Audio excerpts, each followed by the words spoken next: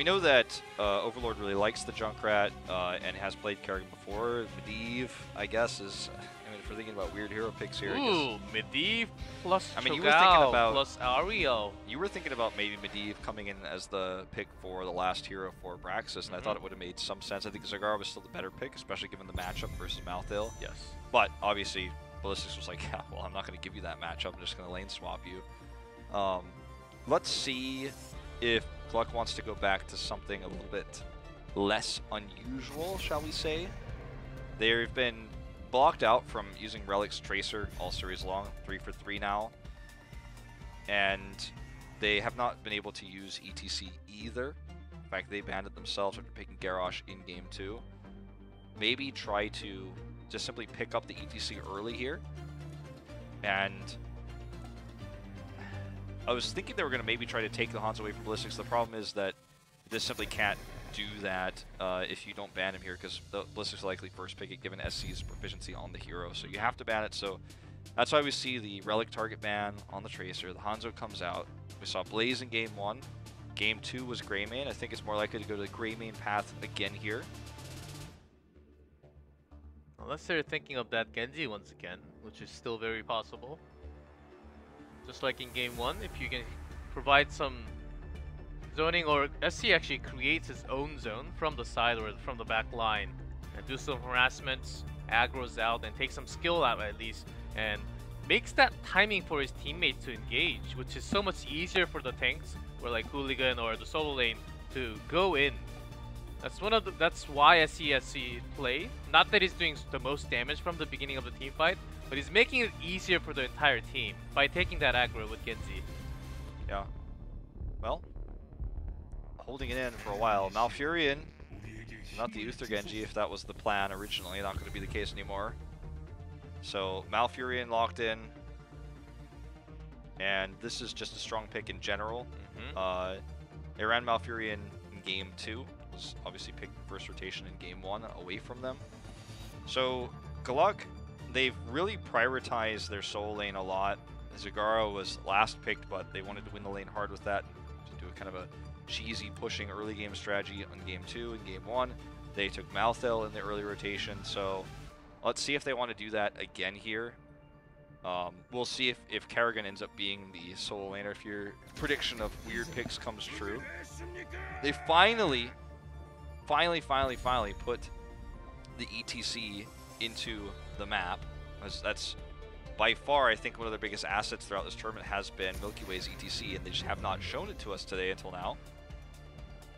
So I like that. I'm gonna take that Blaze away. ETC Blaze pair has been a winning equation for Korea. Big time tonight. I think that's gonna continue tomorrow, and it's gonna be the last day. Blaze, what do you pair up with? You have sustained with Malfurion already. If you're looking for that shrine fight, you want to have the sustain damage. I think you just get Greymane, you know, like, I'm not just saying because that's what got locked in, but like, you have a solo laner healer, and you're looking for something to clear the shrine with. You grab Greymane because it's the most consistent damage, would likely to be banned in the next phase if we didn't. GLuck's hover on a Nubrak here is just based on the fact that it's very disruptive to what they want to do. The problem is that even though they banned the Nubrak, like, we can use Uther now. Ballistix was banned Uther, so pretty unlikely that they're going to get it.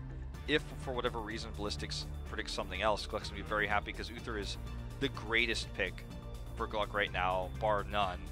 Empower Genji, empower ETC. Exactly. Like, the Nubrak ban is just saying, like, okay, well, maybe they're thinking we're doing something else. No, they're not.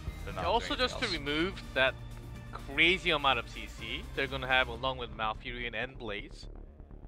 It's always a solid choice. Also can trap the support they're going to do regardless. Maybe a Stukov or anything close to another commitment. Yep, there's a Stukov. Another close, you know, priority towards winning the solo lane rather than global control. It's again the Malthael, Zagara, and then Malthael for all 3 games. And the Stukov pick will somewhat match, as you were saying, the healing of Malfurion. So allows for longer team fights. there's some burst element to what you can do with it too to help protect Malthael and Genji. You can actually prep the heals and then use bio kill switch when the fight happens. Doesn't work like a sound barrier or a sank, but you know, you can get this large area burst heal if you play it correctly and everyone's grouped up enough. For Ballistix, they're obviously looking for now a main tank and a secondary damage. Strong hero for damage in this case would, and who could also disrupt a lot of what GLuck is doing, is Gul'dan. Li Ming is also an option, but I think Tychus is the safest pick. We'll probably see a safe Tychus pick in like maybe an ETC, or sorry, a Muradin. Garrosh would be their choice instead of Still pretty good because against Kel'Thuzad, a different KT coming into play. Okay. Their 5th pick has been surprising for all games now. So first Zarya and then Zagara now. The KT here. Well, this is going to be a very different style, a very different comp for GLuck because Kel'Thuzad is incredible on the shrines. So is Stukov, and he's good in a 4-man rotation if you can play safely. His ability to gain stacks early is basically all he is. He has to get stacks very quickly. He has to get them early, and if he can get them and then go to the mid game with those stacks, so he has the cooldown reduction, he has that extra damage that he can put on from just throwing his spells out repeatedly. There's a way that this comp works in longer team fights, and it's a more late game focused comp for the first time in this series. As nobody fixed Kel'Thuzad's portrait yet, man. He's a little bit squished in there. Have you seen Alexstrasza? Oh my god. Like, well, nobody really picks those heroes. I'm like, well, I can see why. His portrait's a little bit, he's a little squished in there. Still fine. Still a great hero to poke. If you get those combos off of the front line or the back line even, the chains, you will melt those back line. Even Malfurion and Tychus will be having a hard time against all those skill shots. Look at how Hooligan positioned himself to make sure the chain does not connect. Not that one. The Hooligan is just basically trying to set that up. He's like, yeah, chain me. Oh, I'm not going to get it near anybody. So, not going to get any extra stacks from that, but this is kind of a interesting comp. Like, it reminds me of when people started playing Greymane. When I remember the first time Greymane was locked in on this map when no one was picking him, and everyone said he was really weak in Korea. Everyone was like, no, he's really good for this map. He can clear the shrine very quickly, and he's safe playing, he pokes a lot. And then the day after, Greymane was banned. Yeah. And since that moment, Greymane was banned all the time. Saron gets picked in the top lane. He's had a bad day. Did not know that Blaze was there, and now they're forcing Relic to go top. It's not the first time. That's going to be the game start. Yeah, I mean, it's just been a frustrating day for him. Clearly he's had, you know, an emotional day based on the camera shots we've had today. He's been frustrated with how the series has gone thus far, especially after game 1 with the comp that was supposed to be indestructible in the early game. They were totally thwarted. So now they, you know, force Relic, so that pressure's gone to go top. Then they lose the bottom neutral camp. Exactly. It's been rough, but remember, this comp is not supposed to be as strong as early as the other comps they've run, so this is not the end of the world. Just frustrating right now. Very frustrating because they were supposed to, and they would have liked to gank from the beginning. They throw the Stukov, may survive, does not survive. Power Supply comes a second too late. Yeah, only loss here for Ballistix is the camp. Very close to taking it. But they take a level lead. I think they'll be pretty happy with that, given that they've already done a lot of damage to the bottom wall with the camp they stole. Okay, that one hit max range there. So, Ballistix is now just simply going to try to take their camps to be ready for the shrine. The top camp they might want to take early because it's going to be top shrine. Obviously, the first shrine's always top. And then take that, parlay that advantage into controlling the shrine, like being physically present on it first, because that is the strength of GLuck. If they control the shrine with Kel'Thuzad and ETC and Stukov as well, it could give a lot of healing. It's going to be tough to wrest control away with the comp that Ballistix has. So they don't actually take the camp. Just wanted to get that extra bot soak. They're a whole level and a half ahead. They're going to take the camp right before the shrine, which means they're going to give the shrine control away. Or they would like to push along with the camp, maybe, and then take the shrine away right after. Definitely a possibility. That must be what they're thinking with this. Because usually you want to time it away from the shrine and make that push available from the side.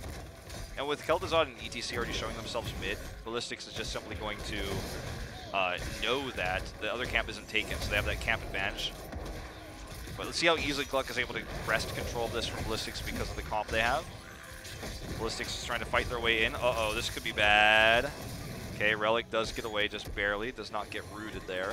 Usually you do not take Master Assassin. Even if you get the stack, usually not against the Genji, but this time SC is confident that he's gonna live for so long and get those kills. Yeah. Okay.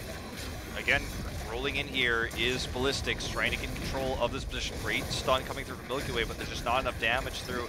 Even with Relic back here, he's gonna dash through, but he's putting himself in harm's way. He's being focused down. Good avoid here from Relic, though, and now this fight is turning. Good silence, too, and they've got this sustained healing coming through from Blue Beetle. Look at all the heals coming through now.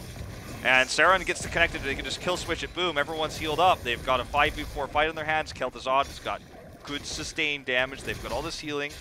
And this is why I think even though Ballistix took the camp early, and it was, you know, a reasonable idea, I think the more realistic option in order to control the objective would have been to skip the camp, get into position on top of it, because now GLuck gets this, wins the team fight, and, you know, are going to be able to catch up in experience as a result. Well, Hooligan's making lots of mistakes. They were gathered up, of course. Speaking of Hooligan, an SDE into the fight where he had a great position to do the damage from the side. That was, I think that's what costed them the team fight. They could have at least delayed it from coming out, or SDE could have survived that. He's easily out of there. GLuck is now catching up in experience, looking for a pick here with the with the Punisher's help. Oh, they might have stayed too long though. Jungha looking for a flank stun. They're just gonna go for the safer pick here onto Milky Way. Hooligan is on the chase, got so much armor. Relic is just scratching him right now. Blue Beetle doesn't have his heal, just started it right now. Kill switches himself back to survivability. Ballistix remains ahead, partially due to, you know, that pick, but Malthill's pushing, or not pushing, but soaking bot's gonna look for a camp takedown there. So they lost the ETC, but still, they were working on the other side and getting the camp. I think it's gonna help a lot more, reaching for that level 10 mark very soon. It's gonna be about the same time. Ballistix still has the lead, of course, but with that Punisher, the fort got some damage onto the fort, the top one, and if you get that push, and they also have their own camp on the top, I think that's the exact timing that they will be looking for that level 10 push. Yeah. Actually, a lot of bullying going on by GLuck right now. Really like it. Just using the pressure of that neutral camp that Saran stole. They're really looking to find a pick, but pre-10, while soaking quite a bit. Ballistix obviously has Jungha in the top lane to make sure they get that 10 first, and they will. I love how aggressive, I mean, Hooligan, sure, he has made a few mistakes today, but... Stacks are coming in, but there's a CC. The positioning of KTZ is not good. Hooligan body blocks him there. I was going to say before Hooligan got a pick here and helped win this fight and get 10 first, I was going to say that despite his overextension that one time, I feel he's playing Garrosh to its full potential, to its full limits, with how he walks in, how aggressive he is, knowing that he has Moggy's heals to stack up on top of his armor. He is fearless, and that's why he's making moves like this. The follow-up route here, taunt with 10, and that's another kill. And this is snowballing out of control away from GLuck at the moment. Ouch. And now they go up, rotate, and Martel getting that top push, and Blaze is already there clearing the way when this board is going down at the bottom. Worst case scenario for GLuck. They're not really making their rotational work anywhere, and they're losing the entire map control plus the wave control. Yeah. Last rights, by the way. Okay. Might as well be the X. I mean, it can help deal with, you can also if used correctly, it can help deal with Garrosh, I guess, but... I mean, not really. I don't know. I'm really just trying to grasp the straws here for them. The double strikes might... Still possibility. Can also provide an escape for himself. Yeah. On top of Mosh Pit, it's some extra damage you're going to land on. Well, next shrine's up. No 13 for Ballistix, so this is a fight that GLuck can take, only one level down. But they need to figure out They need to figure out how they're going to start it, right? Like, hold that thought. It's on my throat. Are you dying again? That's okay. Not gonna die. Wolf survives at the end because they have taunts and lots of tools. Even Twilight Dream, lots of canceling CCs to stop that mosh pit of ETC, and he has been actually getting caught in lots of routes, lots of TCs, and he was the one dying. Milky Way was, and it's gonna be a tough job for him to have multiple man mosh. Here comes the CC from Ballistix first. To Odin doing tons of damage with the Twilight Dream. There's the first kill coming out. Marthia could not do a thing there last right, not even getting a single kill. They're gonna lose their entire positioning 2 levels away now. And it's gonna be Relic trying to survive. Odin still popping up so much damage. Hooligan is already onto the chase. Overlord is not going to be providing an escape for himself here, as nothing can happen. Dragon Blade not even out. Kel'Thuzad could not do too much damage. Of course, it all started with ETC getting caught in that. But he was trying to go in to provide that mosh pit when he was supposed to be the one defending for his teammate. He should be looking for a defensive movement instead of going in and making those big plays.